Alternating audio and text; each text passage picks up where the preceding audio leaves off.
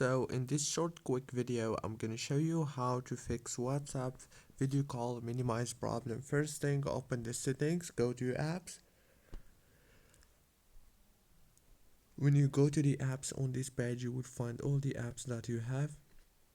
Scroll until you find the WhatsApp app and then click on it. When you click on it, it will take you directly into this page. So all what you want to do here now is very simple.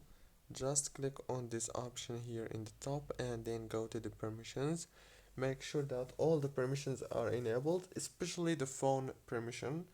Go back, click on this data usage, and now make sure that all those options are enabled. Disable only the roaming data like this. Go back, click on the storage, click on clear cache, and now go back into the settings of your phone. Go to the wireless and networks, enable the airplane mode and disable it again. That's it. Don't forget to like, subscribe.